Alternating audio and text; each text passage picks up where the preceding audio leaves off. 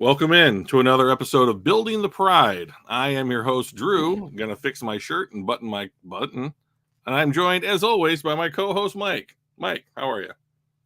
I'm a little wet. I don't know if you can tell in the hair that what's lit up there. It's pouring here. We had tornado warnings. I had water backing up by my house, and I was outside a few minutes ago getting a little sump pump out there. It was a nightmare, but it's better now at this point, and my tornado didn't hit my house, so doing okay.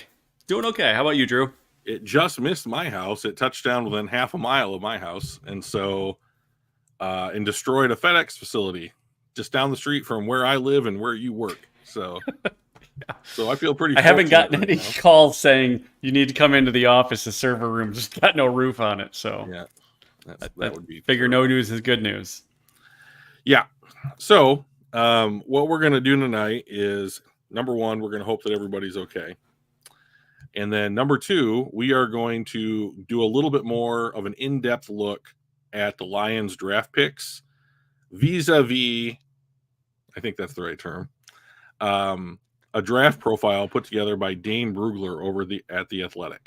So this is called The Beast. There's hundreds of prospects every year in it. It's widely regarded as the most in-depth source of information that is publicized to us, the viewing public, every year. So we're going to jump in. We'll go in pick order.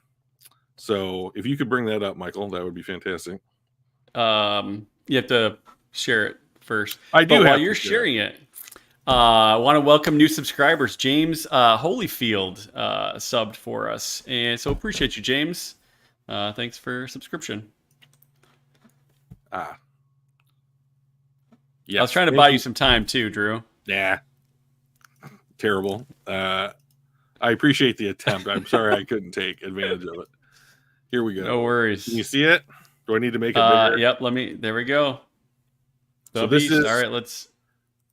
This is the Beast, and it's just a huge PDF file. And we are going to start with cornerbacks,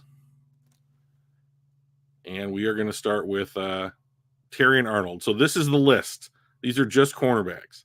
So there is a draft profile on 54 corners in this draft. Remember, 257 players were drafted, and he's got here is Quantez Stiggers from the CFL, who Pat Rothwell was telling us about a couple weeks ago. Like, we have a profile on him. We could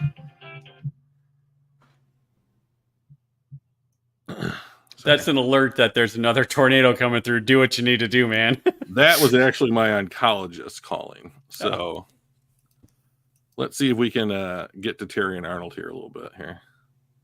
Terry and Arnold. Yeah, and you definitely need to zoom this bad boy in. Yeah, how about this? Is this better? It's better. All right, let's go one bigger. How's that? Even better. All right, so Terry and Arnold went to Alabama, 5'11 and a half, 190 pounds. Third-year sophomore. He's 21. I'm going to skip the background because that's just a lot. And that covers like him coming up like all the way back in high school and younger. And then coming into, and so you get like a breakdown of what he did in college, enrolled in 21, games played. I don't know what GS is. Tackles started. Oh, that's probably a good one. Yeah.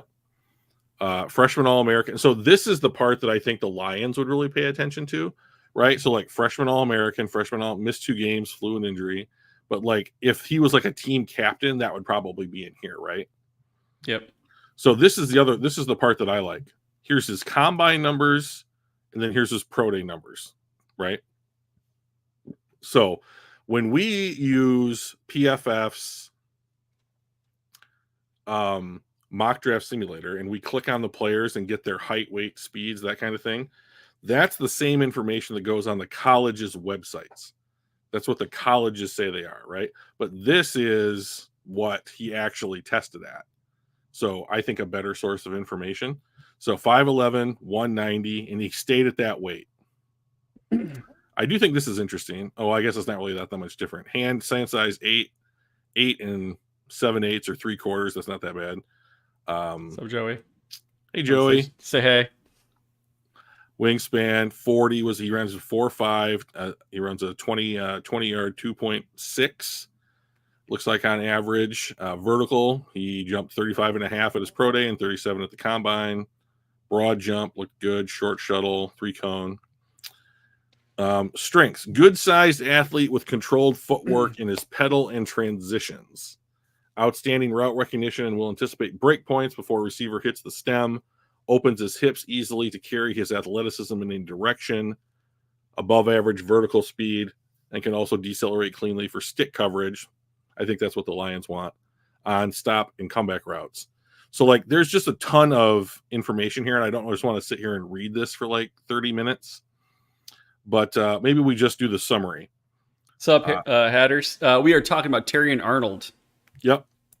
So we're going to do an in-depth look at the Lions draft picks tonight. So a 2-year starter at Bama. Arnold worked primarily as a left corner in former head coach Nick Saban's scheme and would follow receivers to the slot. Depending on the matchup, 24% coming from inside the slot. Snaps inside in 2023. And after redshirting in 2021 and playing a part-time role in 2022, he led the SEC in both passes defended and interceptions in 23 and grew into one of the top cornerbacks in the country. A basketball-focused athlete most of his life, Arnold is fluid when he opens up with speed, gear down skills, and body control to stay in phase with basic or sophisticated routes. With average recovery skills, he needs to continue developing his discipline versus both pass and run, but his awareness for the football is outstanding, and he plays with urgency and run support. Yet another trait that I think Detroit would really value. Yep. Overall, Arnold offers an ideal blend of cover athleticism and competitive makeup with the ball skills to make plays at every level of the field. He is scheme versatile and has talent to work inside or outside. He can be a team's number one corner, offering a skill set similar to that of Chicago Bears' Jalen Johnson, which the Lions were rumored to have interest in if he actually made it to the free agency market, which he did not. So those are features and skills that the Lions are in desperate need of, right? Fluidity, 100%. Being able to basically scheme agnostic, right? Fast, big motor. Yep. So once again, I'll reiterate this. This is coming from Eric Schlitt over at Pride of Detroit. The Lions had a very clear focus this offseason, and that was at the cornerback position. So they signed. Okay, we know what happened with Cam Sutton. They let Will Harris, they let Jerry Jacobs walk into free agency. Will Harris now with the Saints. Good luck, Will. Will the Beast Harris? Yes, for Hatter. Yeah, correct. So apt, Hatters. You just nailing this. But like, they spent a 3rd round pick and they got a couple six rounders back to trade for Carlton Davis from the Bucks, restructured his deal, and then they traded up in the 1st for Arnold, which we're all aware of, and then Ennis Rakestraw, who we're going to talk about next, fell to them at 61. So you can make the case that they spent their first 4 picks in the draft on corners. And then they re-signed Mosley and then signed Amik Robertson. So all in on corners this offseason. Which we need to is the worst room in the building. Yeah, pretty much. So let us move back and find Ennis. So, have you seen the PFF premium draft? What the hell do they call it? Their draft guide. Yeah, it's the same thing as this, but not as detailed. Yeah, I wasn't sure if you wanted to show some of that or not. Oh no, I don't, because this is all of that information plus more. So like, I have all of those from like the last 6 years, which is about how long I've been paying attention to PFF now, and like had an account over there where I was paying. So you get that draft guide. So I have them. Yeah. And so like I think that I'm pretty sure it's 6 years. God, the pandemic really messed me up. But Yeah. like It's a really long 3 year one yeah, 1 year. but we could go back and do this every year for every pick that Brad Holmes has made, Yeah. in the draft, and to try and get a little bit better understanding of him. So here we have Ennis Rakestraw Jr. He went to Missouri. The thing that I think is interesting about these two players is they're almost identical. Like, so he's just under 6'2", 5'11" and 3/8. He's 183 pounds, but he might get up to 190 once the strength and conditioning program gets a hold of him. Arnold was a third-year sophomore. He's a fourth-year junior, and he is 8 months older than Terry and Arnold. So these two guys are as clones of one another, at least physically, as one can be. So let's take a look at him here real quick. Missed the final 9 games of the season in 2021 with an ACL. And in 2023, he missed 4 games with a groin injury. Okay. Not ideal stuff there, but that's kind of good stuff to know. And like we always talk about, Mike, like during the draft process, like the information that we don't have, like Yeah. this stuff is as close as we're going to get. Like when Dane Brugler, he does this, all year round. And like he's constantly like got his finger on the pulse of the NFL draft, and like a lot of that information, I'm sure not all of it, but a lot of it, more than I usually have, ends up into this like document. Yeah. And it helps, I think, color in some of the blank spots. So 5'11" and 3/8, 5'11" and 7/8. So that's kind of an interesting thing. 100 mid 180s. Hand size right around the same as Terry and Arnold's, a little bit smaller. Arms a little bit longer. Ran exactly the same, 4.5 40. He did a 10-foot broad jump at the combine. No vertical shuttle, 3-cone, or skills because of the groin injury. And then at his pro day, he ran the short shuttle and did 13 reps on the bench. No vertical or 3-cone because of his choice. So that's kind of an interesting thing to do as well. But patient-controlled footwork to stay attached from press man. The Lions want to run press. Change of direction. What's up, Pat? Hey, Pat. Change of direction and movement skills help him mirror receivers or underneath patterns, transitions well laterally to breaks on slants and front-facing throws. He got billed a little bit as more of a zone corner, but like he's willing to play against the run. That was his big selling point during the draft process, was that like he might be need a little coaching up or whatever, like on the cornerback side, but he was totally game to come up and play against the run. Good tackler. So I think that with Rakestraw, if they get him out on the field relatively quickly, it'll be in the slot and Branch will be a more of a traditional safety. But like when I start to think about, they want to play press. I think that I would want Branch and Rakestraw near the line of scrimmage, one on either side of the line. And then, you've got Aiden and like you've got Jack Campbell and Anzalone. I'm starting to think that they might play like cover one. And it's just like, okay, yeah. Kirby, don't let anybody behind you. Everybody else, you're out there on your island, and like we're coming after you. Like I wouldn't be surprised if we start to see a little bit more of that this upcoming season. Hang on one second. My lights are flickering again, man. It's less than ideal. So if I jump out, I'm going to do everything I can to get back in, but we are experiencing some weather-related nonsense over here tonight. So a 3-year starter at Missouri, Rakestraw played left and right corner and over the slot for Blake Baker's man and zone schemes. After passing on Alabama and Texas as a recruit, that's interesting.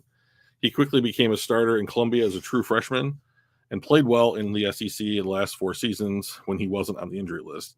With his physicality and footwork, Rakestraw is at his best in press man, where he can square and smother underneath routes. Though he stays balanced in his transitions, he can lose stride vertically to speed. Not really sure what that means. His how's it going, buddy?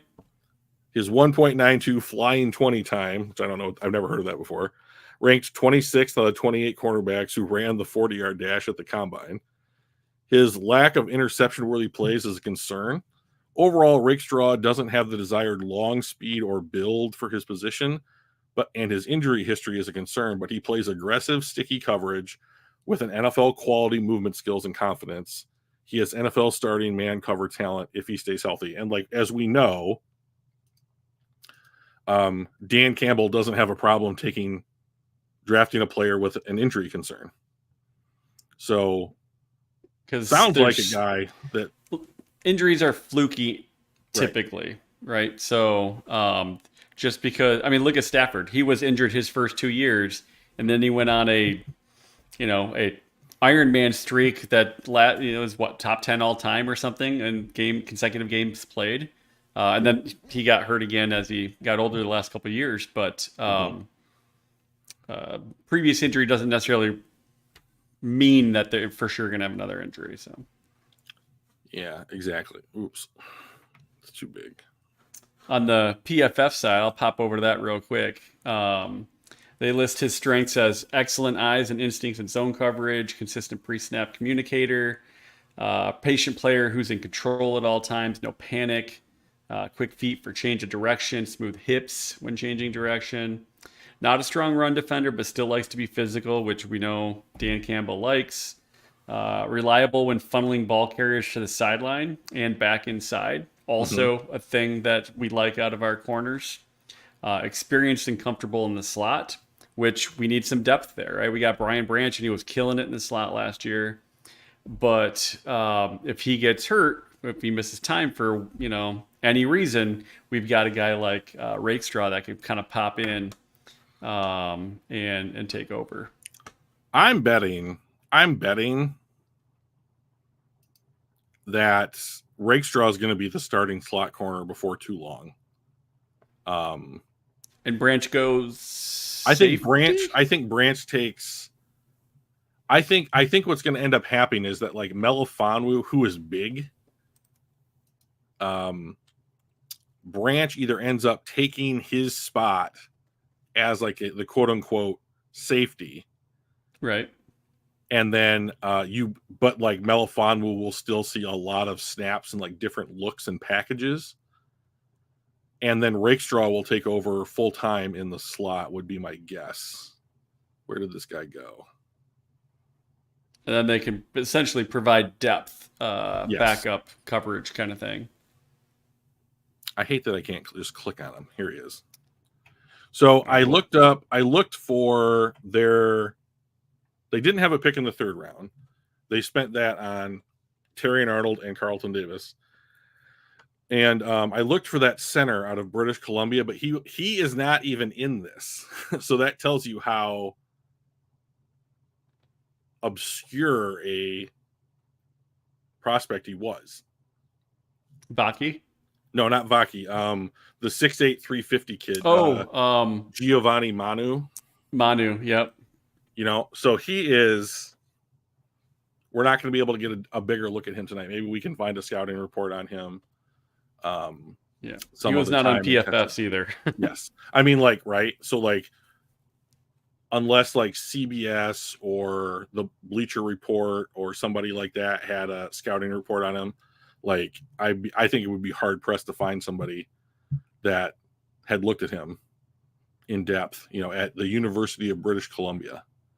So, but here we have Sione Vaki, who when I heard that we had drafted him, when I saw on my phone that we had drafted him, I thought, good, depth at safety, right? And then you texted me and you said, what did I see that Detroit's trading up for a running back?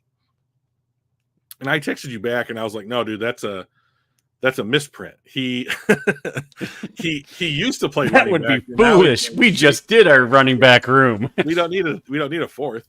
And so like, but you were like, no, I'm pretty sure that they said that he was a running back. So then I started to look at it, and apparently when they called him telling him that they were going to draft him, or they had this guy in the building a lot, apparently, like throughout the draft process. They had him in like 4 or 5 times. And apparently at some point, Ben Johnson said, we see you as a running back. So, but what I think this guy's real value to the Lions is going to be is that he's going to be a special teamer. And depth, other places, right? Correct. And basically he's going to be able to be like, I think that he will primarily practice with running backs, but I wouldn't be surprised if like on Thursdays or on Wednesdays or whatever, like he also gets work in with the safeties in case of an emergency kind of scenario. But this feels like a special teams pick to me right off the bat. Well, hang on a second, dude. That sounds like a tornado alert. This is the third warning I've gotten tonight, and it says we're having another warning until 8:15. Just another 55 minutes, so just for the next hour. Seems less than ideal.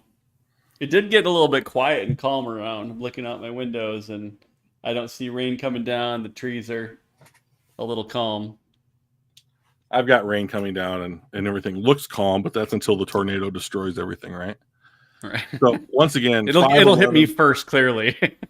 Well, that'll be my calling. I'll try and get to safety by that time. So like 5'11" and 1/8, 200 just over 210 pounds, third-year sophomore. He's 20. He'll be 23 by the time the season starts.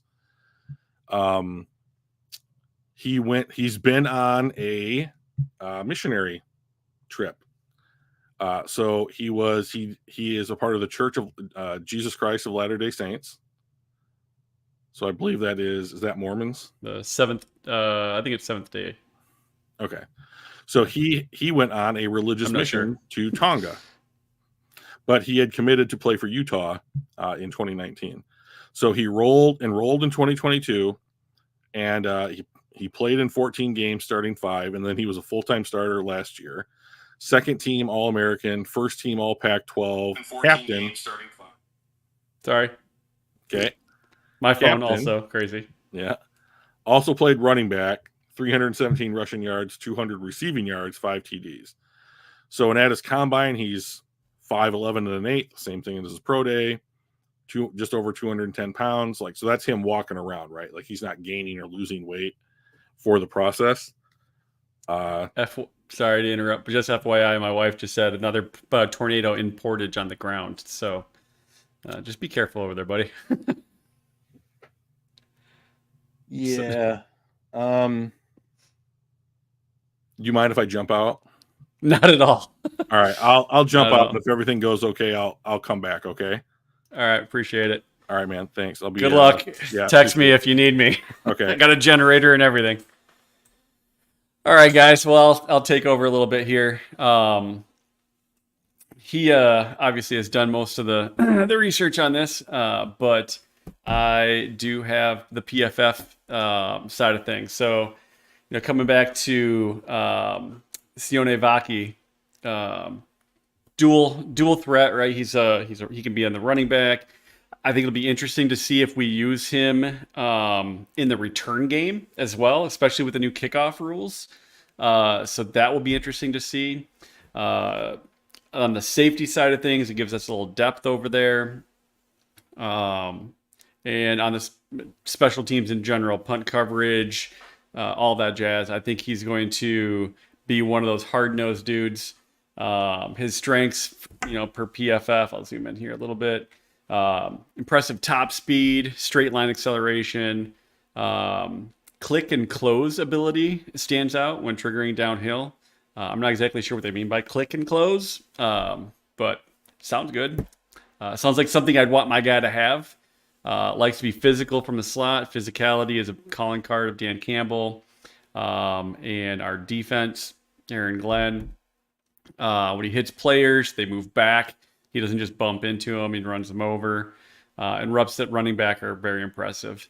I remember watching an interview with Brad Holmes when they were asking him about this guy. He's like, well, yeah, we knew he was a safety.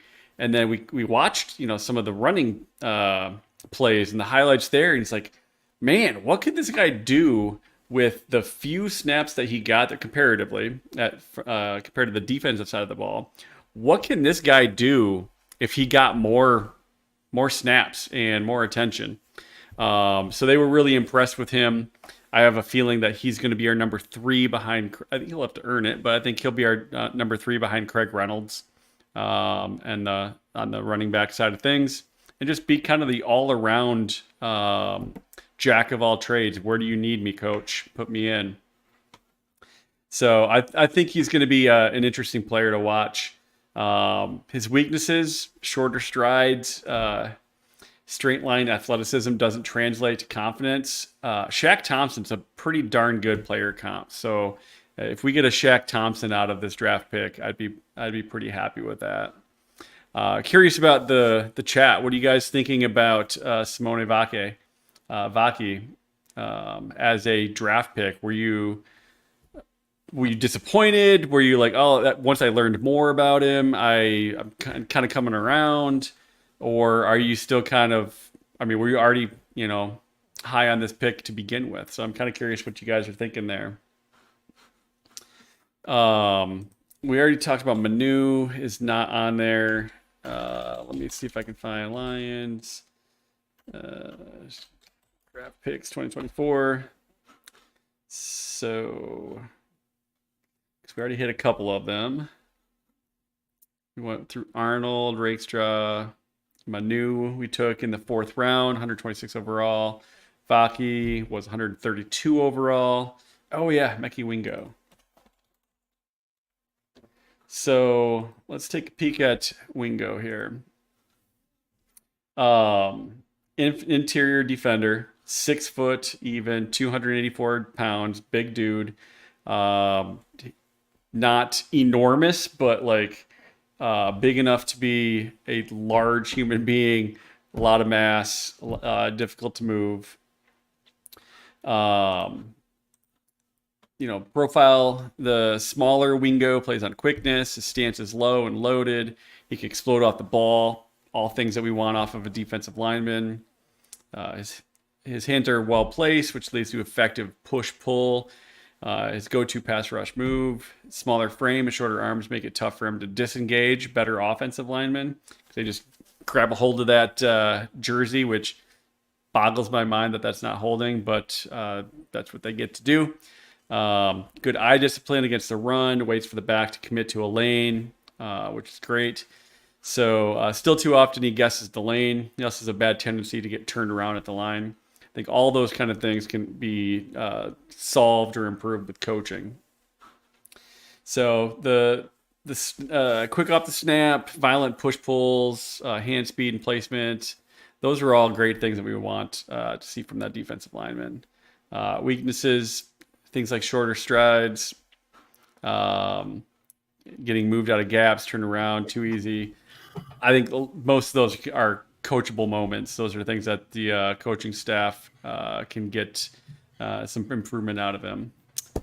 Welcome back, Drew. I see that the house is still standing. Apparently a lot more stuff isn't, though. Like there is up on Center in Oakland. Yep. That is where that tornado touched down and then ended up east of Portage Road.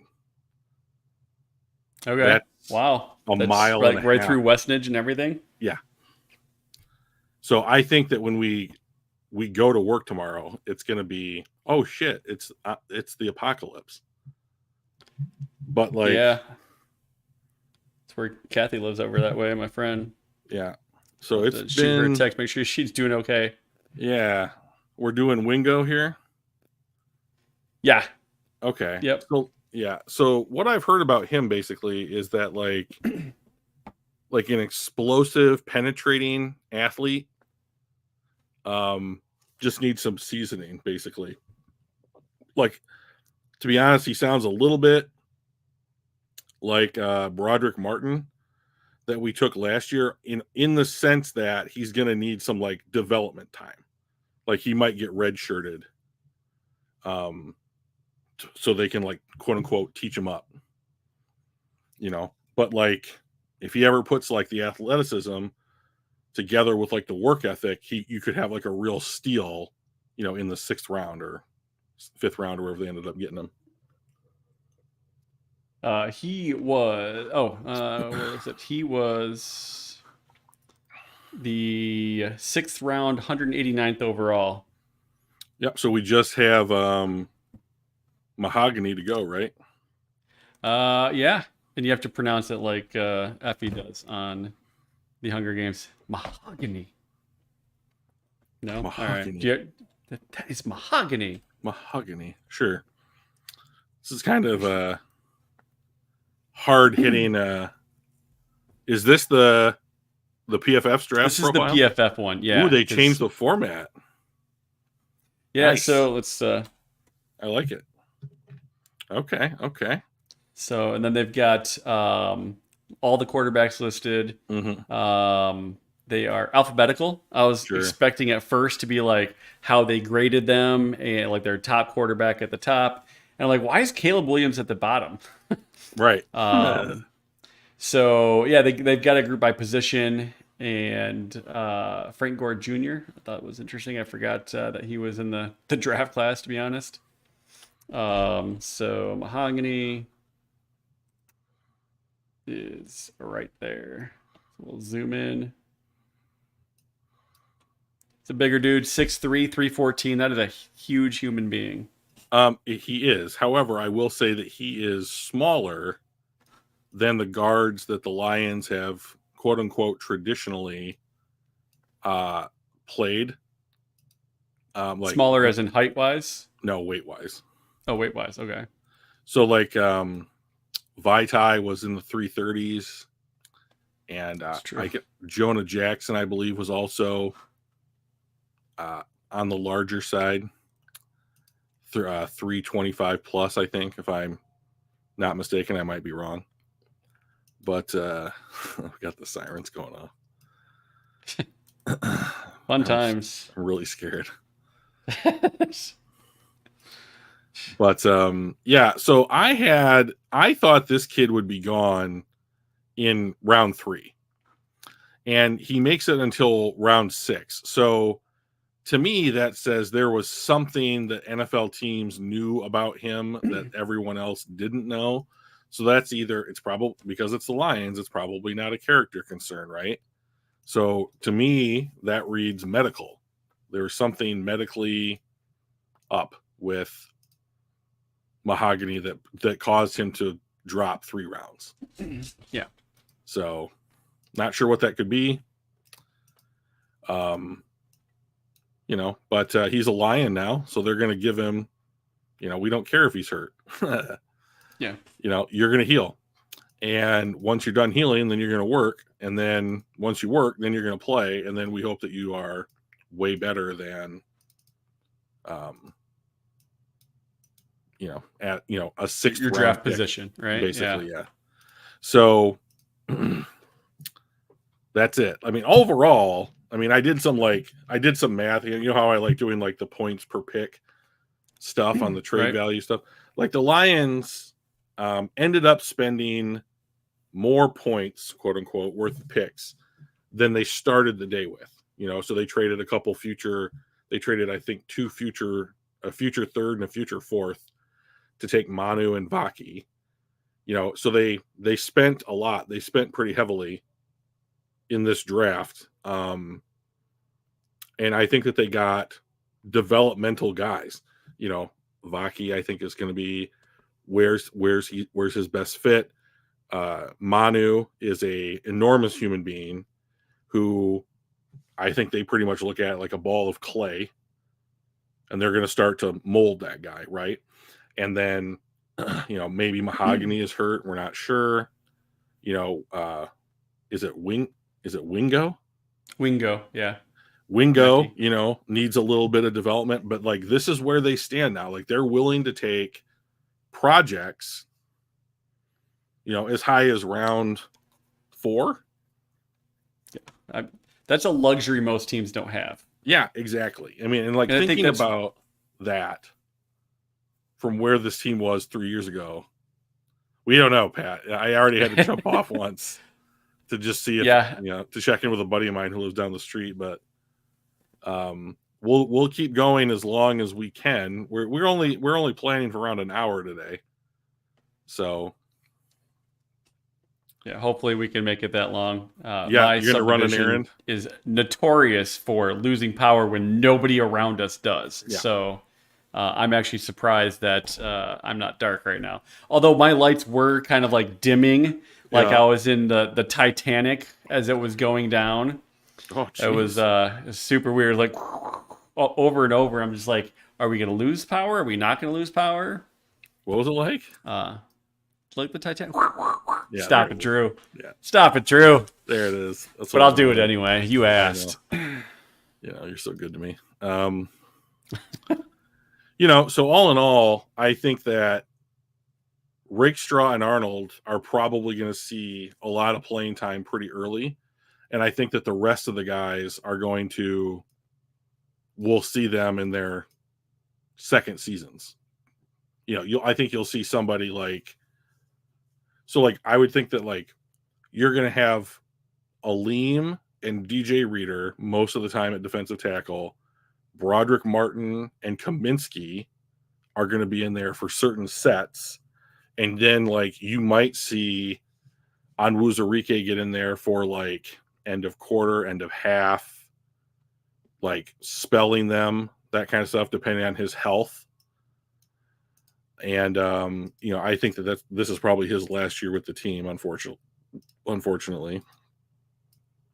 And then like Wingo will probably be Onwuzurike's replacement with upside next season. So, I think that it's really coming together. I'm pretty excited about what the Lions are doing, and there's a lot of sirens. There's a lot of sirens. A little nerve wracking over there. I've always been, I guess I've always kind of had this idea that like I'm kind of invincible, right? Like outside of me getting cancer naturally. And living through it. Right, and living through it. That like something like, I mean, a tornado hasn't touched down on the ground in this county in like 45 years. Yeah. I remember as a kid, everyone was like, ooh, the tornado of 1980. And like it damaged downtown Kalamazoo or whatever. But like now it's down the street from my house, which is, way less fun. Yeah. So yeah. It literally hits close to home, right? Yeah. Yeah. So, I mean, it's just super lame. So, yeah. If you get a chance after the stream, if you want to drive up and see if my office building is still there, that would be pretty great. I don't know that I can get to it, to be honest. I mean, like, I've heard that like the first responders are shutting down roads. Oh, really? Yeah. So I mean, like, if you know people, I'm sure you do, that are going to tell you like, oh, I was going to go in the office. They'd be like, nah, you're not going to come in today. Kind of a scenario. The good news is that you might want to send out a text. My job from home. Yeah, I have to go. I have to go to work, which is so lame.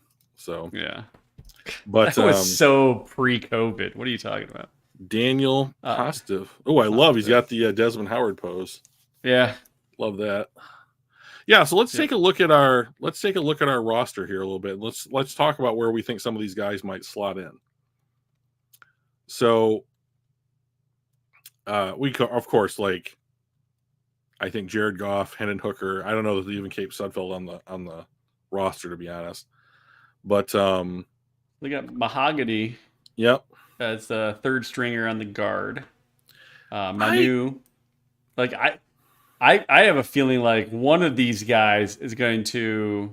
Well, I guess he's more of a guard, but I wouldn't be surprised if Manu is behind Decker or Sewell.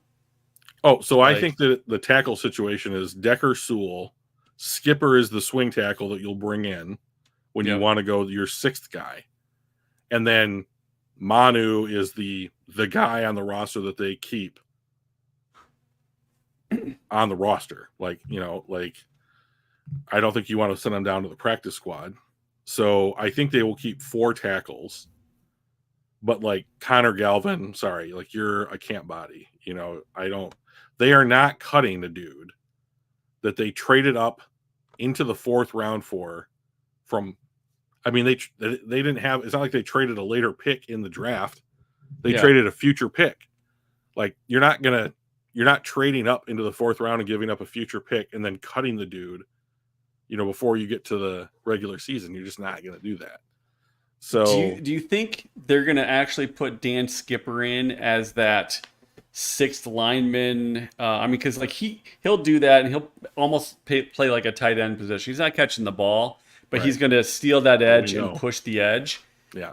Are you just better putting a 6'8", 350-pound dude over there instead of Dan Skipper? Not I like Dan Skipper, and he's a big dude too. He's 6'9", 330. So they're like, yeah. I guess same like height-ish, but like Right. 350 is a bit more than 330. So maybe it's a speed thing, or I don't know. I'm just thinking. I think that's it's just more. It's I more think it's human. an experience thing. Yeah. So like I think that Manu is the next quote unquote Skipper. So I believe if you went to OTC and looked at Skipper's contract, you'll find that he is on a 1-year deal and probably not invited back next year. So because what we've talked about not Dan Campbell, but Brad Holmes and cycles, and I think this is a mini cycle that they worked in to be like, okay, we've got Dan Skipper here. Yeah. 6'10", Jesus Christ. That's just a huge guy. Yeah, they've got him at 6'10". ESPN has him at 6'9", but either way, that's a giant human being. Really big dude, right? So like here you have an enormous human being with experience who knows what's going on. Right? He's on the team for he's on the team for the upcoming season. You draft plus you $1 million. Right. You draft a guy, you trade up to get him, an obscure player who's on no one's radar. Right? You trade up and you take that guy with a mid-round pick. And that dude is 6'8", 350. So an inch or so shorter, but 20 pounds heavier now than Skipper. So like, I think this is the study at the feet of the master season for Manu, who's going to follow around Dan Skipper like a puppy dog. And then Connor Galvin's going to get cut. And you're going to keep Skipper. To be honest, I'd rather him follow Sewell and Decker around like a puppy dog. Well, I don't know that he's ever going to be either Sewell or Decker. Like, I don't know that. Where's Decker at on his? His contract's up after this season, this upcoming season. Is it this season? Yeah. So that's a void year. Void year next year. Right. So do we extend him 2 more years? I mean, they have re-signed everybody except Jonah. Not everybody. There's one glaring exception to the extension list. Jonah Jackson? No. They haven't signed our quarterback. They haven't signed Jared Goff yet, right? Like, right. That's the guy. Yeah. I don't think that he. I think he's going to get extended. If I had to put money on it, I would put money on the Lions will extend Jared Goff. And I also think that like they're going to extend everybody that they can. And like the people that they let out the door are the people that they have cycles on, right? Yeah. So like I don't think that they're set up yet to let someone like Taylor Decker walk. I agree. I don't think they're going to do like a 4 or 5 year contract, but I can definitely see another. I mean, he's 31, right? Mm-hmm. So he's on the downside of that part of his career, but he was a top 10 graded tackle per PFF this past year. So he was still doing good. I would expect them to extend him 2 more years. Oh my God, my fingers won't work. I'd be pretty thrilled with that. If the cap is $255 million next year, and if you kept him at the same percentage of the cap that his current contract is, that is just over $20 million, right? So if you re-sign Taylor Decker on like a 3-year, $66 million, $50 million guaranteed, something like that, $45 million guaranteed contract, I could see something like that with like 2 or 3 void years tacked onto it, right? So like Taylor's getting his 20, you're going to front load the deal, and then like you're going to build in sorry, one moment. Sirens. No, my family's texting me to make sure I'm not dead. So so I've got to answer some cousins. Why aren't they watching the stream, Drew? They would know. Come on, man. They don't subscribe. That's right. Neither do my parents. Yeah, exactly. My dad probably wouldn't be able to find YouTube if it just popped up on his phone automatically. Yeah, so like I think that they end up extending Decker for like 3 years, building some void years into the back end of the deal. I think Manu is going to be Dan Skipper's replacement. You'll give Penei Sewell the bag, and like Already did. Yeah, and then you will have a guy that might be able to take over at right tackle if one of them is hurt in Manu next season. And the great thing about Sewell's contract is it's not bad, right? This year he's playing at $8 million. Next year he's paying.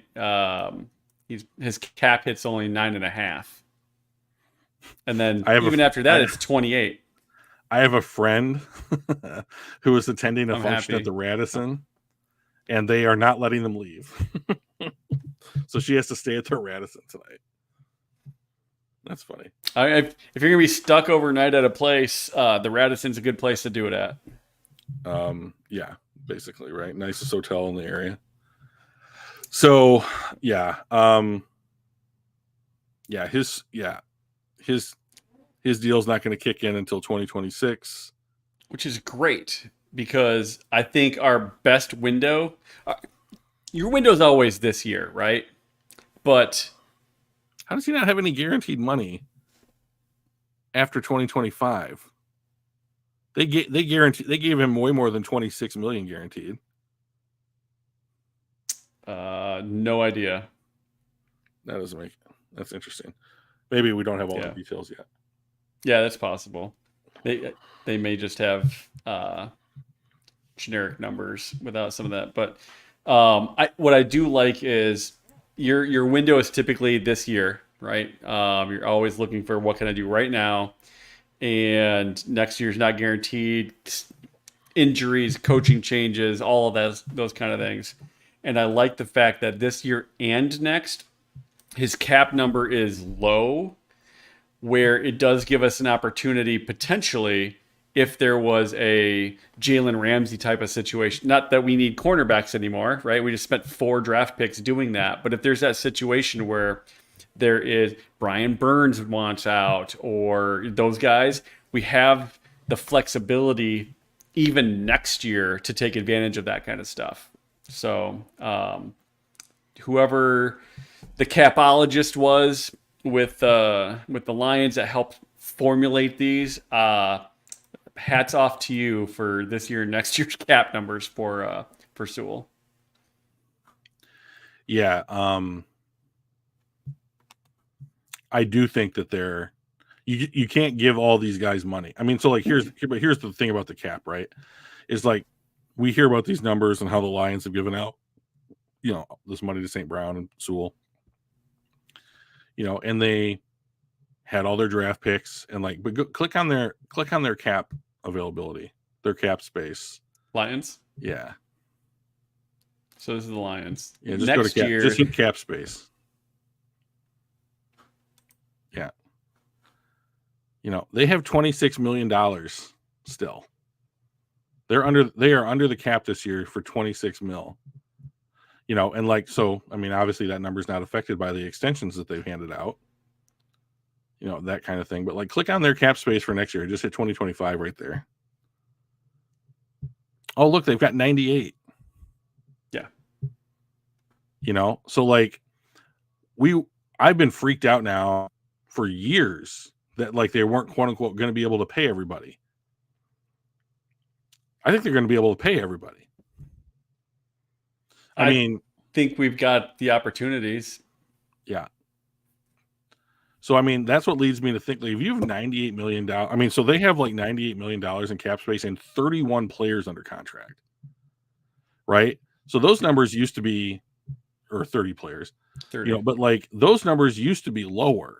Like it was in the 20s, right? So that just shows you that like you have all the guys that you've hit on over all the, like the Derek Barnes and the Rodrigos and like all those guys that you've hit on over the years, and now you're building in depth, and like now you can spend your $98 million on 25 guys as opposed, I mean, and remember, you're going to get like another 6 or 7 out of next year's draft.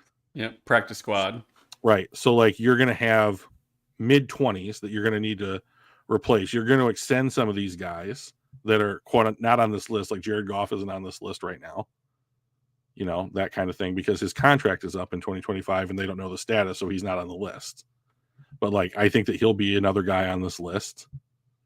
Who the hell's St. Brown? I'm like, who the hell is out in 31? But that's St. Brown's void year, a couple of void years there, and then the last years of their official contract are 29.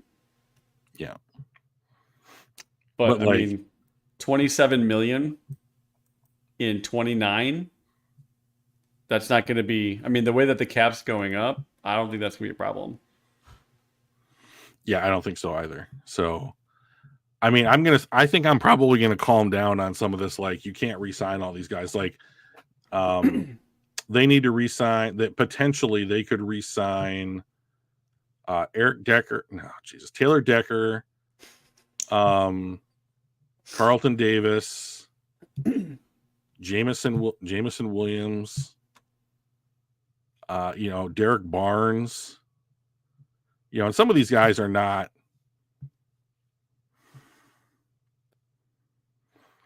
Like big needs, right?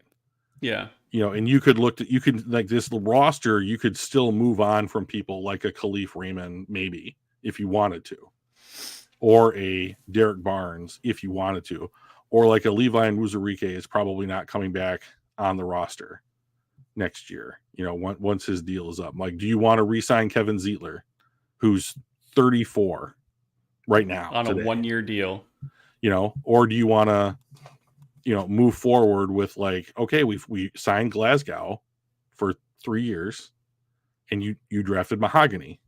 So like Zeitler is probably going to go back into free agency, so like there's always going to be some turnover, but like, do you get to, are you basically like stable to the point where, I mean, like Lee McNeil is going to get his money. Yeah, right. He's the guy that I'm curious to see what that contract's going to look like, because he was a top 3. Yeah, I'm betting. Yeah, so he was top 3 graded in the league. So just this year, like DeForest Buckner got paid like $23 a year. Eric Armstead got signed by the Jags for something similar, and some interior defensive linemen got re-signed to like $20+ million deals. So, I think that he's younger than they are and like at their level, and he's quote unquote their guy, right? So the Lions made Penei Sewell and Amon-Ra St. Brown the highest paid players at their position for 5 minutes or whatever, right? Or however long anyone stays the highest paid at their positions. I wouldn't be surprised if guys like McNeil, Hutch, we'll see about Campbell, get the bag. I mean, like, just think about, but like, and this is like 2 years or 3 years out, but like Gibbs is right there in his first year. I mean, Sam Laporta is being discussed as maybe the best tight end in the NFL. So, I mean, and he's going into that's not year. I mean, best young tight end in the NFL. Well, I mean, like the scuttlebutt or whatever that I've been hearing is there a tight end in the NFL you would rather have than Sam Laporta on your team heading into this season? Travis Kelce? Sure, but like, would you rather have Travis Kelce? Like, if you were just a different team other than the Chiefs, would you rather have Travis Kelce this year or Sam Laporta? I'd probably Travis Kelce.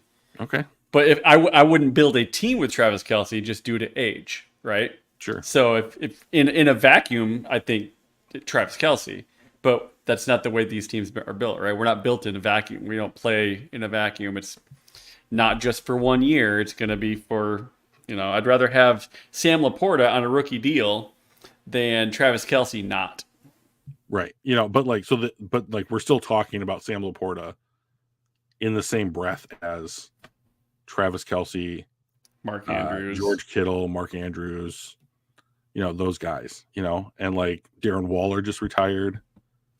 So I mean, like there's just one less, So like if he has another season like the one that he just had, which I don't think is a stretch,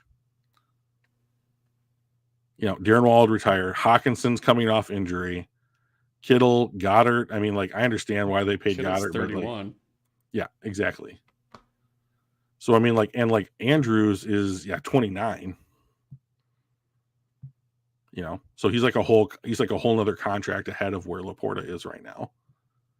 That kind of thing. I mean, so you have like, to get Cole Kmet in Chicago to be the closest to his age in that like higher end. Now, granted, this is on contracts, not necessarily like on PFF grades, but all of these guys are toward the top of the PFF grades as well, but they're also in that 32, 27, 31, 29, 20. Like, we're going to try to keep her to an hour today. So, we've got a couple minutes left though. We've got, the schedule coming out next week, right? Yeah, we got the schedule coming out. So I was thinking maybe like this time next week, somebody in my house is still here, that like we sit down and do our win and loss. Like, who do you think? Like, we're on the road, or this is on a 4-day turnaround, or whatever. Like, we take a look at the schedule and we put on our guesses for what we think the record will be next year. Yeah, I think we've gotten the list of the teams we're going to play. Yep, and whether or not we just don't know when. Right. And whether they're. I know we're playing the Rams at home. I'll be curious to see which games are safe on the highlighted games, the Monday Night Football games, the Sunday Night Football games, Thursday Night Football games, Thanksgiving. I'm thinking, so for Thanksgiving, I think it would be huge if they played the Rams at home on Thanksgiving, just because of the dynamic of the quarterback and the story, and we played each other in the playoffs. The thing is, I don't know if they necessarily need anything more to draw people to that game. So I have a feeling it's not going to be that type of a matchup. It's going to probably be maybe a little bit of a lesser team because you're going to get the draw anyway. Save that Detroit-LA game for a Thursday or something. But I would love to see a Detroit-LA matchup on Thanksgiving. Bring Stafford back home on Thanksgiving. Beat them on Thanksgiving at home. I think that would be pretty great. Is there anybody that you're rooting for to play on Thanksgiving? The Bears. I want to play the Bears on Thanksgiving. Yeah. That would be great too. You got Caleb Williams. Yeah, exactly. Yeah. Exactly. Yeah. I'd be up for that. Yeah. I think that would be I think it's a pretty good chance that they win. Right. Yep. And B, I'd love to watch that kid play football. I mean, he's hashtag fun to watch. So yeah, I just threw a question into the chat who they're rooting for to watch on Thanksgiving play Detroit. It's always a fun game, and I think that we have an opportunity to put another W in on Thanksgiving. It would be nice. We got blown out this last year at home on Thanksgiving by the Packers, which sucked. And A was by the Packers, B was on Thanksgiving. Right, exactly. And like, to me, So like I prefer college football to professional football, just as far as like being a fan and like having it like get me excited about watching football. But like there is at least one game every year that I am just like, all right, this really means a lot. This means something. Let's go out Don't let there me and down, bro. let's really mean it. Let's really play really, really hard and well. And it's that Thanksgiving Day game, you know. So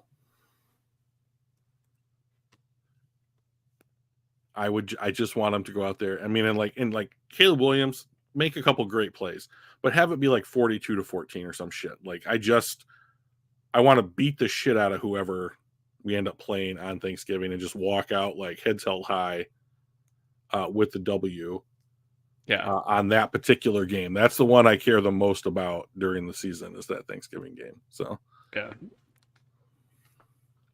All right. Well, let's call it a night. Yeah, it's I'm glad not a we were very able good to. night. Yeah.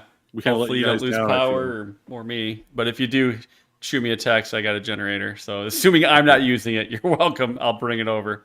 I appreciate that. So yeah, I'm gonna go from here to watching the local news. So see what's going on where I live. But if you're out there, guys, stay safe. All right, it's important. Yeah. Appreciate you guys tuning in. We will be back next Tuesday with the See you then, schedule and more football. See you guys.